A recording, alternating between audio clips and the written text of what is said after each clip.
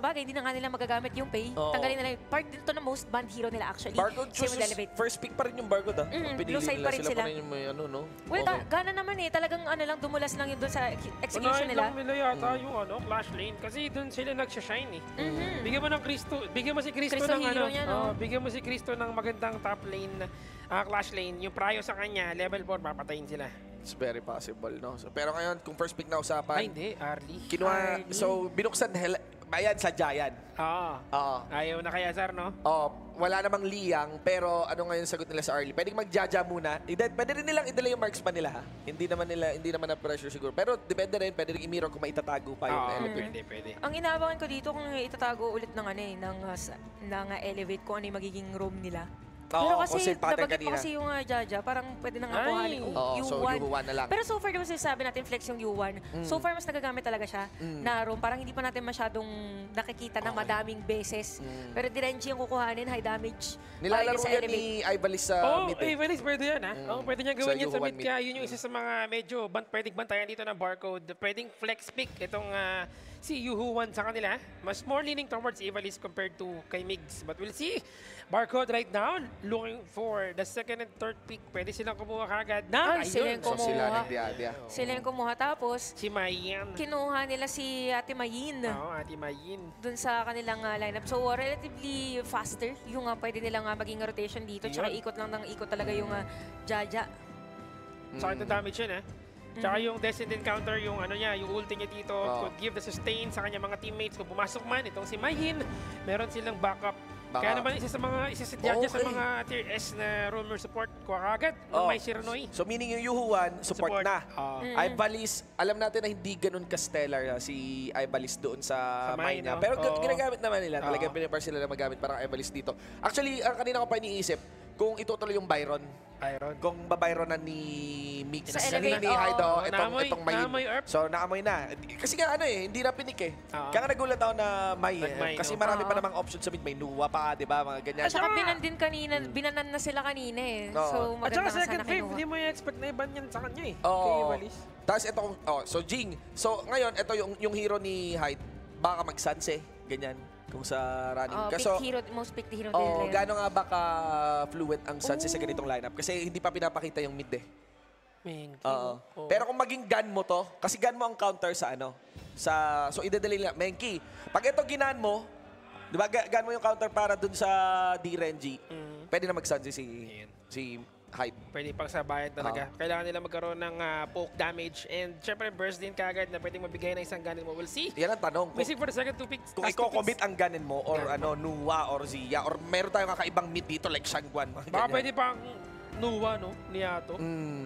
Para may pantulak din, no? Tsaka may surprise fact.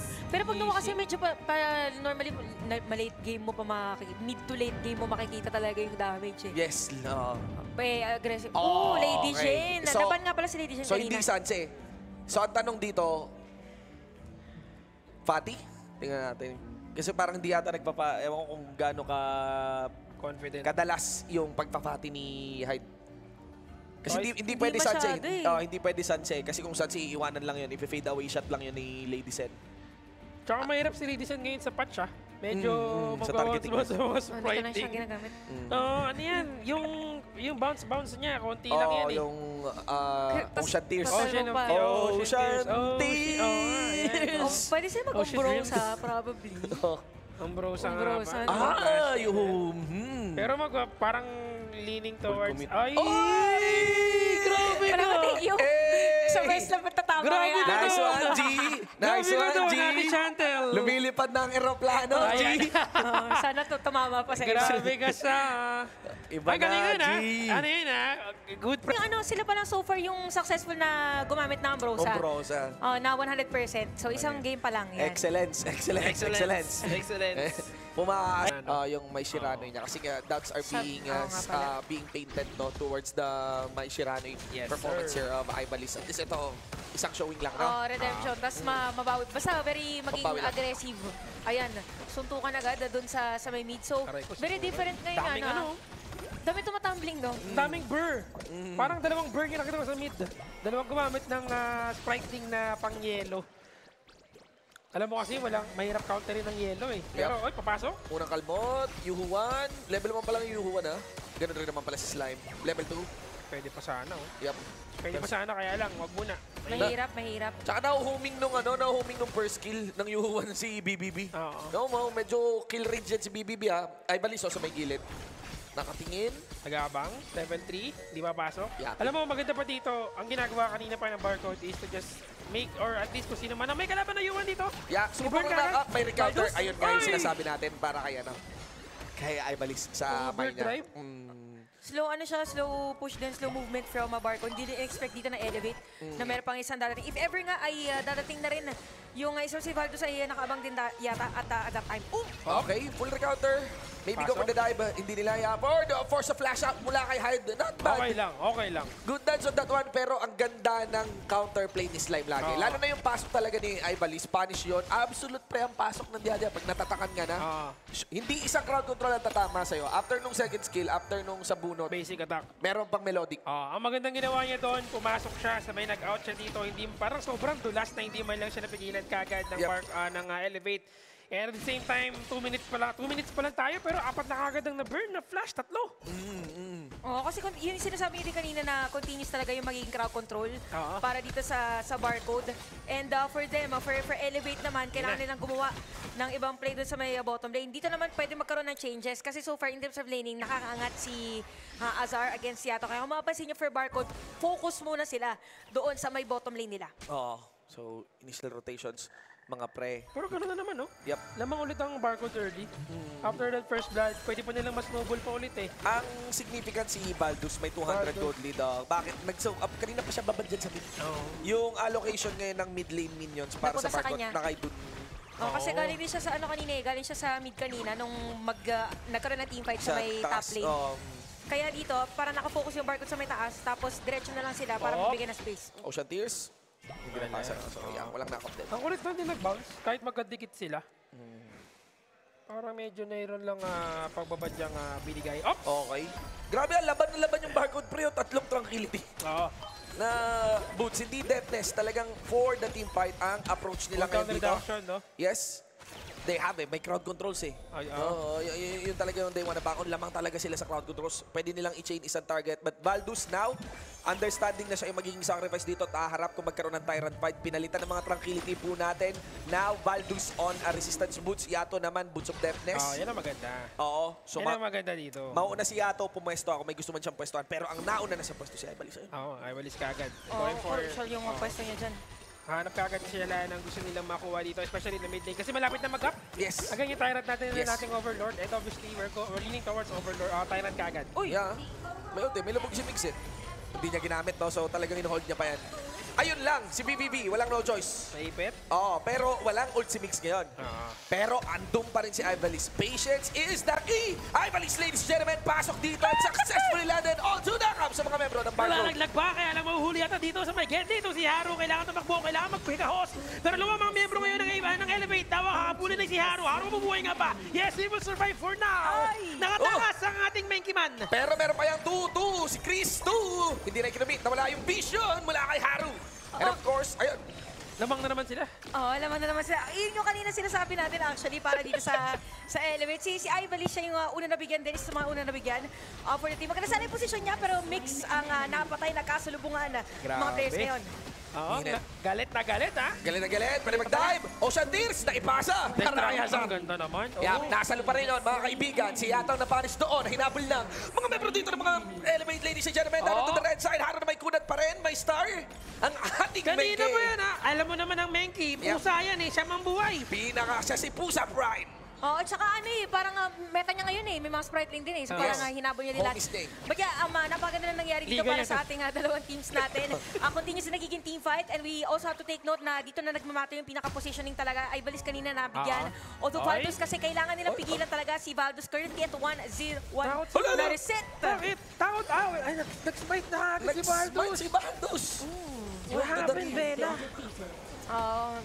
Hindi naman pwede natin sabihin na miscom sa Tyrant kasi... nakita nilang umuwi si Haru eh. Curious nga rin ako bakit si Hyde yung problem. Wala namang smite siya. May execute ba ang Umbrosa? Wala. Pero akala niya siguro, kasi di ba nangyari dito for Elevate, lagi silang magkakasama. Oo, Na bakit dumarating, yun, baka bigyan siya ng isang bigla. Or baka accounting sa drive-by. Baka ina-assume yung drive-by ni Haro. Yung ultimate na Menki, Dream Road. Yung smite. Ganun. Baka bibiglang ganun siguro mapadaan. tinatay ninyo. Tinakbo lang, no? Ayun yung mga mapapansin mo sa ng Elevate, no? Talagang kung kaya nilang nakastay lang talaga sa bush, nandun lang sila. Oo, si Ivalis, di ba? Kanina, Si no? Ivalis kanina, mahaba yung pondo dito. Of course, that is well rewarded. Yung base dun sa may side brush, dun sa may red side brush. Meanwhile, on the side lane, ayan naman ang trabaho ng Elevate.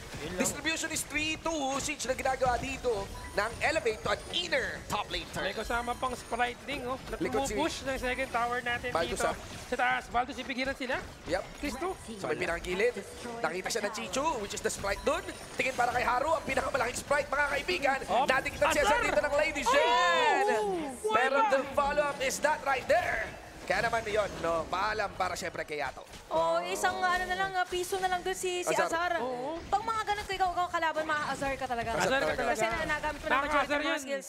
Oo, pero ito mapapansin natin for Elevate ngayon, nakukuha nila yung mga items na nila, even yung reverberation para dito kay Ivalis, which is playing really well. 1-2 man, Damage kanyang yun, KDA. Oo nga, Talagang dumediretso against the players. Laban si Ivalis sa hindi insatiable to. Oo, hindi insatiable insatiable talagang to. reverberation. Burst is burst. Ayan Ganun na. na lamang. All in, hide here, Umbrosa, even the shield, even the ultimate won't be enough to save the new hero right here. Full ult take na gagawin right there. Naman nag-barcode ngayon para sa blue bomb. Nakuha ka agad yata nila to. Yup, para kay BBB.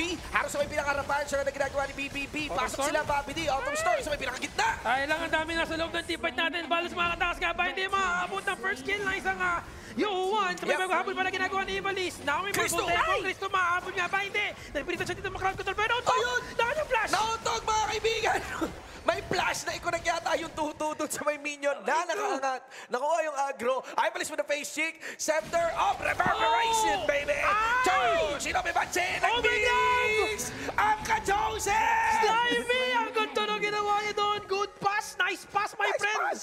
Kaso yung ka-Joseph na point blank talaga na siya sa may Caitlyn. Oo, kung tumama na yung kanina, baka iba pa ang naging sitwasyon ng ating laban. But because of that Elevate ngayon, makikita natin na nakakasira na rin sila ng mga torre diretso din. Ito yung kinagandahan ngayon kasi paliitan ng mga resources. Si Chris, Yeah, Davon. exploit pick na sikat mula kay Cristo dito pero nanigurado.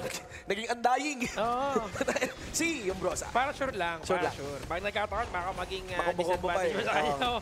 May alam mo naman si Cristo, mainit. Mainit. Oh, mainit Pero- na. Pero ito, Okay. si Haru, meron na siya ng Overlord sa plate mail at saka yung Blazing Cape. pampakunat. Pampakunat. Kasi kanina, di ba, yung parang mere presence, parang mere idea na pwede pumasok siya anytime pag kukuha ng objective. Nahihirapan na sila. Paano pa kaya ngayon na hindi na siya ma-burst agad? Story ng game number 1, hindi naging problema, di ba? Hindi na ma-burst si Haru. So it's something na kailangan ditong actionan din ng barcode. Kasi bukod pa kay Haru, meron ka pa Umbrosa. Yes, Na yes. kailangan mo din i-burst agad. Yup, yup. So sino ngayon ang pipiliin ng Barcode Esports? Yun yung pinaka-struggle for them. Probably Ivalis, pero may crowd control din Yeah. kasi yung Mai. Yeah, you have to be very wise kasi ganun din ang power talaga ng barcode is the chain of their pickup. No? Yung crowd controls nila, marami talaga. Oo. But choose wisely kasi kapag may pinili kang isa, rakrakin ka nung natitira. Yun ang magiging pwedeng problema dito. Grabe yung laban, napaka-erratic nung grab Oo ha. nga eh. Parang back and forth Bungi-bungi. situation. Parang Kanina. lie detector test. Ayan, nako. So medyo kinakabahan. Medyo Kabadogs. kinakabahan. Oo, kasi alam mo naman ang Elevate, kailangan na talaga may sure win nila dito. Samantalang ang Barcode naman, hindi ito yung laro ng basta-basta lang. Hindi nga. Parang yung laro talaga to na, ito kami sa PKL, kahit wala na kaming galaw sa bracket natin, gusto namin patunayan na may dating kami. No, Daybreaker already Tatagos. available para kay BBB. Tatago siya kay Haru ngayon. Yung Oo, normal attacks yun na kaya nang pansinin yung kunat ni Haru dito. Very curious on that one. By the way, bantayan niya rin di Reggie naman yan totally understandable. Walang boots of resistance si Azar ha. Hindi kailangan, no? So pag nagamit niya, pag Tiwala lang. pag nagamit niya yung kanyang second skill, yun na yun. Oo. Plus na yung pag-asa nila.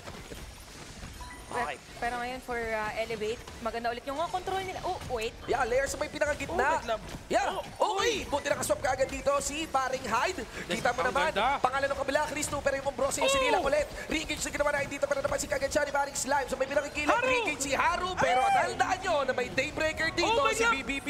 Tunaw yung Minky. Tapos pasok na matindi. Pati na rin yung artillery. Dito sa may mid lane push. Pwede pa nga si Cristo dito magpasimula ng gulo. Pero Elevate gives that one out. And because of that, dalawa na patay sa side ng Elevate. Mapapansin natin ngayon, for Barcode, sila ulit nakakuha ng gold. Ito na yung layering of crowd control na binanggit natin kanina. So pag nakita na magkakadikit yung Elevate dito, regardless, maganda man yung ultimate kanina ni Migs, na-counter pa rin nila. Kasi yung patong-patong nga na layers nandun. And may magandang ulti din dito si Migs pero makakabig nila. Bang! Ayun, nasalo lahat, pero si Slime ay nandoon din. Yes. Tapos, nasagot na nila dito yung, yung problema nila kay Haru kanina.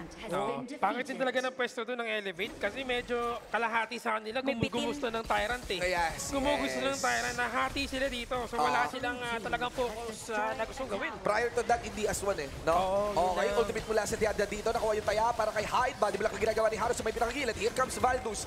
All the smite are within the Mama Dragon. Pero smite pa rin, syempre, ng Menki doon. Re-engage. Haru critical head. Dala naman yung Dragon. Mamamatay siya doon. And of course, 4v5 situation. Nasa may pinakagilid, yung Yuhua. Naamoy ni Cristo yan. Mahuli ka nga ba? Ng Holy Spirit! Ay! Kumuha ng sipa! May palabog pa yata si Mix dito. Hindi na. Yun na ang nag-cartwheel. Cartwheel. Nag-cartwheel sa harap at nakuha nila dahil doon, -1 na naman. Oo, mukhang makakasira pa dito. Mababaliktad pa nga pero salubungin dito. Yung mga dumadaan for Elevate. Actually, kahit middle lane ay masisira din nila. Pwede na ipilit pero mabilis lang din naman yung clearing ng minion wave dito ng Elevate against them. Ang Pero mabilis mag-clear dito. may Mama damage na Dragon, eh. may Di Mama ba Dragon. nasasamon? Oo, Oo, pag kasi buhay ni namatay. Haru, abot si Haru, so pwede niya isamon one lane. Pwede niyang ilabas yan. Pwede possibly sa bot lane eh. Kasi ayan na, ay hindi, sa mid niya binigay. Kasi kaya naman eh. Kaya na ng maliit na dragon eh. Natural pushing yung bottom lane. Pwede nila kunin yung attention ngayon ng mga taga-barcode Kaya para lang kasi may bababa nasira. sa bot lane eh. Oo, nasira pa din nila Na yung ano mid. pa rin yung mid, yun. So nilagay nila sa mid kanina para akala nila madedepensahan pa nila. Kasi na naman nakaangat na yung bottom lane. So at least dalawa yun nandito. Pero mamamaximize pa rin nila. Medyo Kaya may pa. iwan nga lang yung top lane nila. Pero at least pressure na 2 lanes para dito sa side ng Elevate. Although Barcode ngayon, lamang pa rin naman sa goal. Pero kita natin ngayon na talagang tuloy-tuloy lang sila. Bilis, 3,700 bigla. Gusto na natin i-fight. Hide. Okay, na-proc yung passive, no? Auto-cast naman yung ultimate. Round 2 para sa Umbrosa. Ayun na yun. Dahil doon, hindi nila pwede makuha. Atras muna sila. Yeah, yung mid lane nila. Yun yung disadvantage din na sometimes pagkadating sa Umbrosa. So, medyo nasagot na ng Barcode Esports dito kung paano sila mag-try na mag-commit against Elevate dahil nga doon sa kaninyang ultimate na rin. Kaya din, ang pumwesto sa kanya ngayon, si Cristo. Oh, yes. Full committed si Hyde. Gusto niya pumatay. Mag-siege breaker, Teka lang, parang magkakasabunutan. Nahuli ata si Hyde. Ayun nga lang, walang kunat si Hyde dito. At tandaan nyo, si Hyde wala pa rin ultimate. And because of that, ang init na talaga ng Arlie natin. May rason kung bakit nakaparma ban yan sa kahit anong team, no? Yung Arlie talaga. Ultimate scaling arriving into the late game. Even yung kunat ni Haru dito. Ewan ko nga kung may ominous premonition si Haru dito. Hindi sasantuhin ni BBB. Interestingly enough, no, para naman dito sa Barcode, kahit sila yung nabawasan ng isa, sila pa rin yung naging aggressive against Elevate. So, maagang puposisyon din for this game. Elevate ngayon ay medyo kailangan mo na mag-regroup kung paano sila papalag pagdating doon sa teamfight. Sun Chaser para kay talagang BBB. ang gusto niyo All lang in sa damage. ang gusto niyo lang gawin dito makapag-free hit sa mga teamfight, makapag-disengage pag kinakailangan. Alam mo, may isa akong tawag kay Hyde eh. Ano yun? Kay Umbrosa. Ano? Captain Leoric. Bakit? Di mo alam. Bakit Leoric? Mamaya ko i-explain kung bakit. Pa sa mga nakakaalam, alam nyo na yan. If you know, you know. Sige, sa-search ko nga Captain mamaya. Leoric, mga kaibigan, Dream Roam, ginamit bilang pantakas, pero may habol na pa rin gawin doon. Pasok ka agad, bumabakas. Hindi lang yung Diada na nakakuha ng lasit sa kanya, kundi yung damage ni BBB. Likod! Ay, balis. Sa may pinakagilid, nakita siya at pinalis. Dito ngayon ni Valdez. Lalo na, kinuha niya yung atensyon dahil may tulak sila sa baba, may minion wave. Maganda yan. Maganda ngayon na may pagkakataon sila na makapag-push sa wave sa baba ng ating mapa. Slime. Pero hinahabol pa rin ha. Oo, grabe talaga. Slime apple, tapos yung Arlie na bahala trumabaho. Hindi na kailangan ng minion wave. Sprite lang yung ginamit, nakuha yung inner turret. Akala ko kanina mag-sandwich play yung Elevate. Akala ko sasalubungin nila kasi meron ding may dun sa may banda gitna. But anyway, ngayon for Elevate, di din nila ipipilit. Aabangan yata nila magpupunta dun sa may bandang kabila kasi sakto si Haru din ay magiging buhay na rin. So si Mix na ulit ang nakapwesto. Kanina pa niya talaga pinupuntahan Itong pwesto na to ng mapa, so hide ang nakaano ngayon. Nang hide man siya, hindi siya naka-hide ngayon. Hindi siya naka-hide. Unhide siya. Medyo messy yung decision making ng Elevate dun pre ha. Nagtago sila, tapos nung parating na yung Umalis. yung Barcode, saka sila umalis. Haro talaga hindi na sasanduin. Actually, yan na si BBB, pumasok na, nag-commit. All in on that one, pwede humabol. Ang targetable, tol, si Mix, Yuman, palabang, BBB, si Milar, madabal yung nakuha dito. Nakati Carly. This could be it, mga kaibigan. Ninabot nila sa loob. Pinamit ang kanilang smite para mahuli pa itong si Mix. Mix namatay. King-experience na si Cristo. Ang next target na wala yung ni si Evilis. Evilis! It's going to be an ace! Mukhang nisisit pa. Tatapusan na nila ang laban. Going for Game 3! Barcode Esports. What is new? Ba na ng Sobrang lambot ni Haro, no? Ano? nung time na yon. Diyan, eh, no? At saka Arlie Mac. Ayan. Arlie talaga. As in, Awa sila ng isa, pero hindi pa nila sinalubong. Eh yung may yung pwede sumalubong, meron namang crowd control yung Papabilis. pro player. Papabilis. Pag pinindot mo yun, rock na eh. Parang